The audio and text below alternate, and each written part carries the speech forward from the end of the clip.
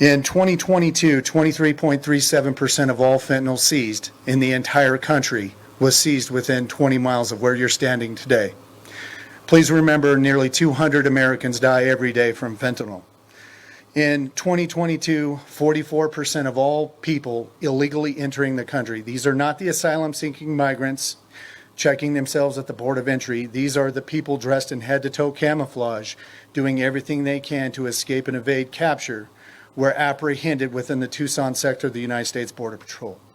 This crisis must be addressed, and we in Southern Arizona really need your help. With that, Senator Vance, thank you so much for taking the time here to come to Cochise County and address this border crisis. Thank you. Thank you. Thank you. Look, Bob, thanks so much, and thanks to all of you guys for doing what you do. It's hard to believe until you see it with your own eyes just how bad the policies of the Kamala Harris administration have been when it comes to the southern border. They started their administration. Kamala Harris came into office making promises, and she kept those promises to open the American southern border. They stopped deportations on day one. They stopped construction of the border wall on day one. We see the border wall sitting here, ready to be completed behind us, and that can't happen because of Kamala Harris's administration. They reinstated catch and release, and they stopped remain in Mexico. So all of these asylum claimants who come to our border, they can now get released into our country because they're not forced to stay in Mexico while we adjudicate their asylum claims.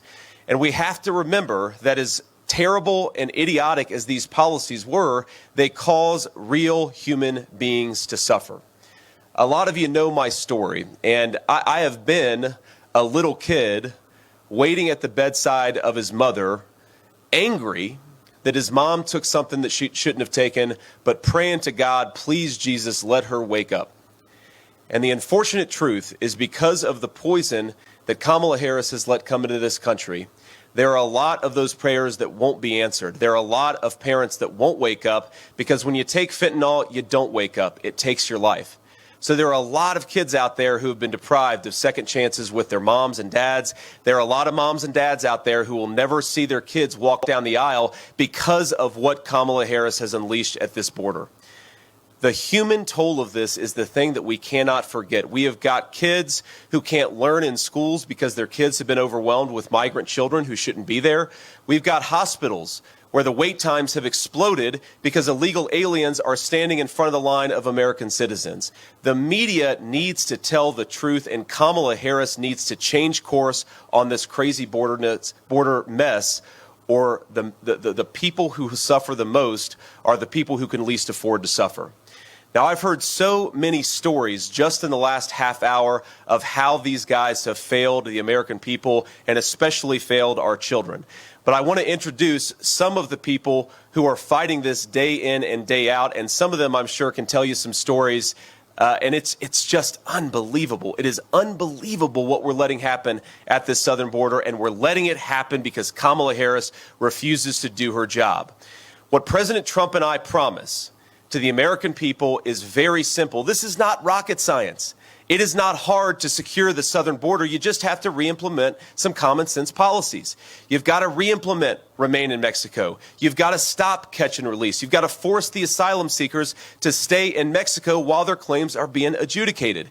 And you've got to finish this border wall and re-implement deportations. If people can come into this country and they know they're never going to be deported, you effectively have an open border. That's what Kamala Harris promised. That's what Kamala Harris did. And Donald Trump and I promised to do exactly the opposite.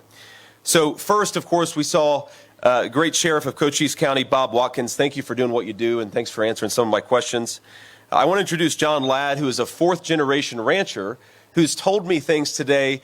It's just hard to believe. You have people coming into his ranch, chasing his cattle, stealing his equipment, destroying his property, and his own government refuses to stop it. John, I'm sorry. As a United States Senator, I am ashamed at what this Harris administration has done, and I promise it's going to get better in about 6 months. Thank you, John. Thanks.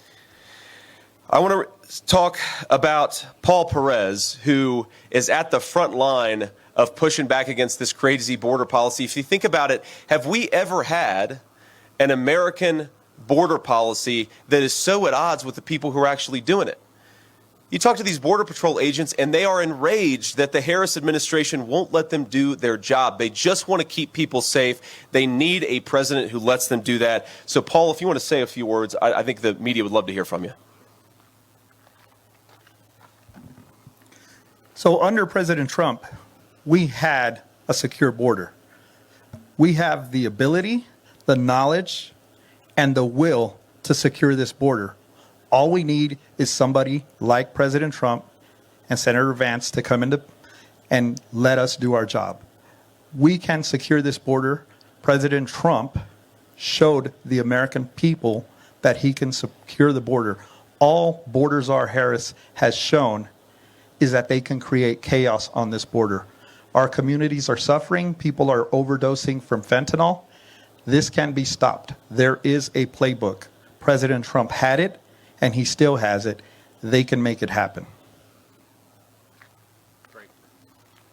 Paul, thank you, and thanks, Brandon, for being here. Here are Brandon. Thanks so much. You guys are doing incredible work, despite the fact you don't have the support of an administration. I'm going to close here in a second, but I want to just point out that when the media lies about Kamala Harris being the border czar, here is what you're lying about. You cannot have an effective border policy unless you have somebody who is coordinating all the different agencies of the U.S. federal government. You need the State Department involved to send people back to their home countries. You need the Department of Justice involved to prosecute these terrible drug crimes. And of course, you need DHS involved so that the Border Patrol is empowered to do their job. Kamala Harris, as border czar, was asked to coordinate all these functions of government, and she's done nothing. Every time I ask these guys, and I even asked, Brandon, Paul, let's play devil's advocate here. Tell me, has Kamala Harris done anything you've asked her to do? She is the border czar. Has your border czar done anything you've asked her to do? And the answer is no.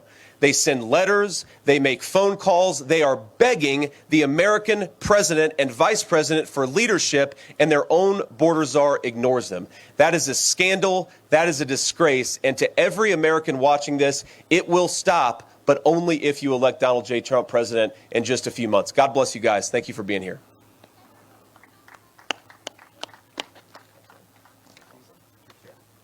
Good job.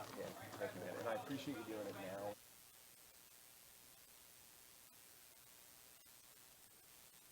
This way, press. Thank you, press. Thank you, press. Thank you, press. All right, guys, we're